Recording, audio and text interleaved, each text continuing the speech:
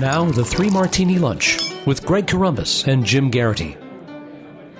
And welcome, everyone, to the Monday edition of the Three Martini Lunch. Happy Martin Luther King Day. I'm Greg Corombos of Radio America. Ian Tuttle of National Review is in for Jim Garrity today.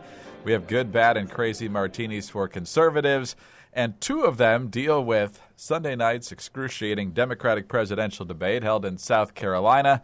And actually, the good martini comes out of that unintentionally for Hillary Clinton, as it turns out. But Ian, it was pretty clear early on what Hillary Clinton's intention was. She's been slipping in the polls in Iowa. She's been slipping in the polls in New Hampshire. South Carolina comes after that. So she needs to do well there, and she knows that Barack Obama did very well against her there in 2008. So in addition to the fact that the debate was co-sponsored by the Congressional Black Caucus Institute, she made every possible effort to tie herself to what she sees as the greatest accomplishments of the Obama administration, including Obamacare. The Affordable Care Act.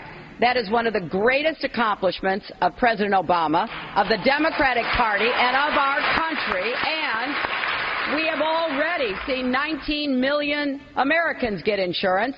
Why stop at one of the greatest accomplishments of the country, Ian? Maybe it's one of the greatest things that's ever happened in the whole history of the entire world.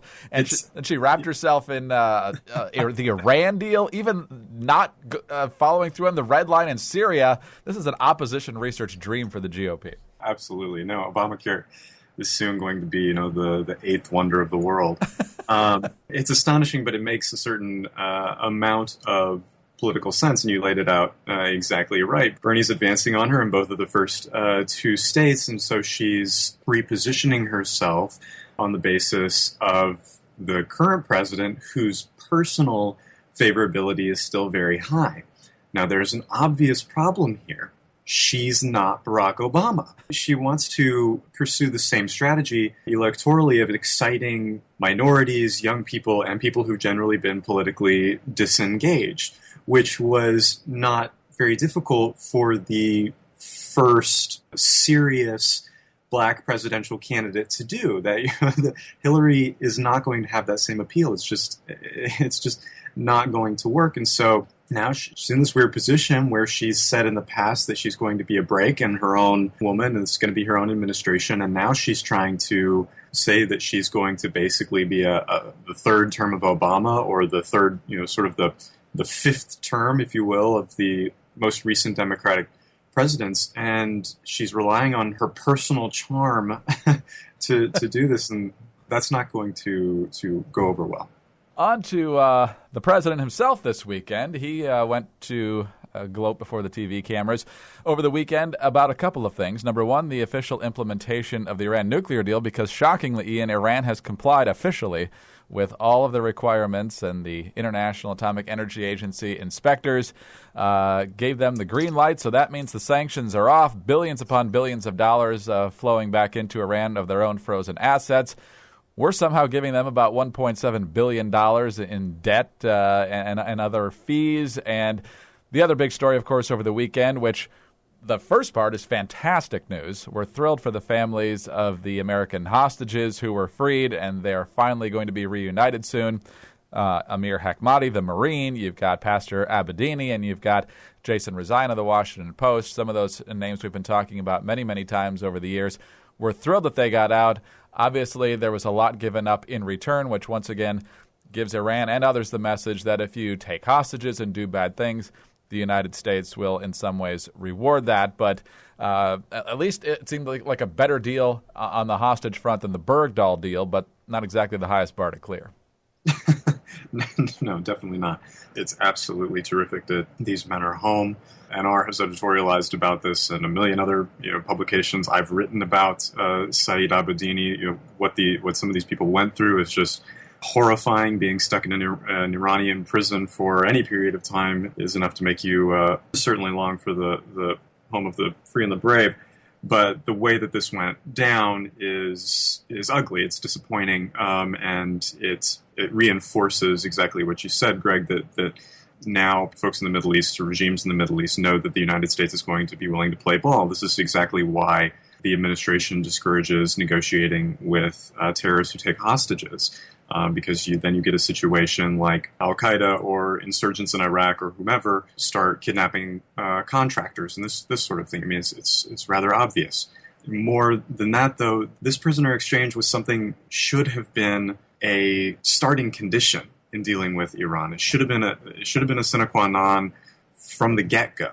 Instead, what you had is the Obama administration making concession after concession after concession simply to get Iran to the table, then ignoring all of the Iranian abuses that have taken place, Death to America, just intended for a domestic audience and the rest, and now further concessions to get these prisoners home, and the release was timed so that it would cover up the release of the frozen assets. I mean, it's great that these folks are home, but they became political pawns in a continuing deal of just devastatingly bad judgment by the Obama administration.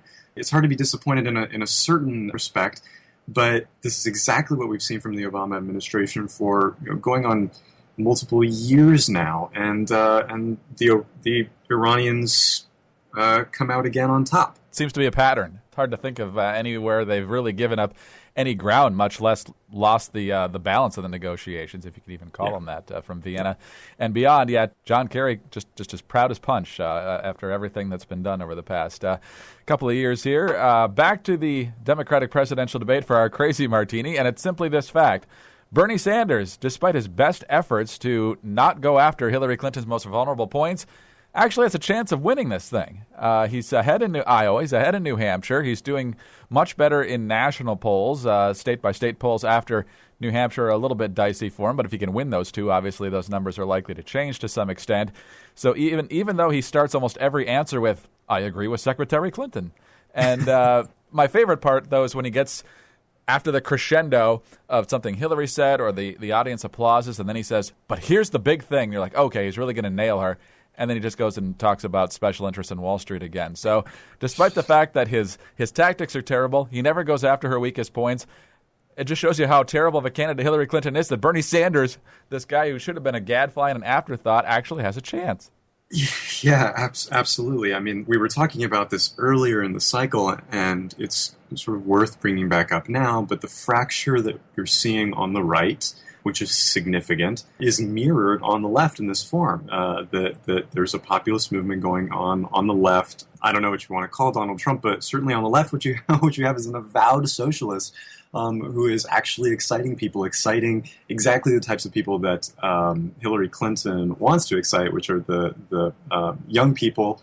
Millennials poll extremely high for Bernie, much higher than they do for Hillary, despite her best efforts. And people who've been sort of politically disengaged, or whose only engagement might have been, occupying Zuccotti Park.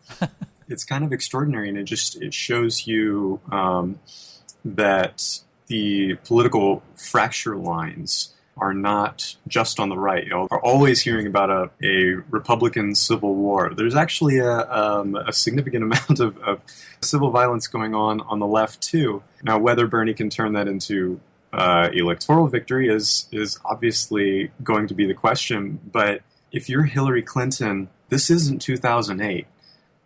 This is easily the weakest Democratic field in generations, and you're neck and neck with Larry David's character from Curb Your Enthusiasm. I mean, this is not where you wanted to be 2 weeks before voters go to the polls in Iowa. She's just a terrible candidate. I mean, there's nothing compelling about it. Absolutely awful. There were no good one-liners. There was nothing off the standard talking points. The only entertaining thing was, of course, that moderators wanted to give most of the attention to Hillary and Bernie Sanders. So you had Martin O'Malley, who's at 1 or 2 or whatever percent, constantly trying to interject. Can I get 30 seconds? Can I get 30 sequence?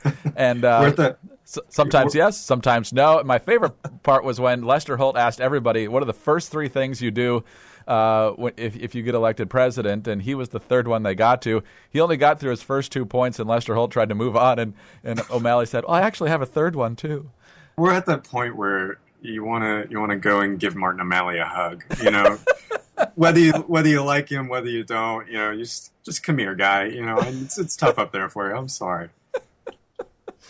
Oh, that was, yeah, at least there was that awkward entertainment going on throughout the night. But Ian, as always, good to have you with us. We'll talk to you later in the week. All right. Thanks, Greg. Ian Tuttle of National Review. I'm Greg Corombos of Radio America. Thanks for being with us today, and be sure to tune in again on Tuesday for the next 3 Martini Lunch.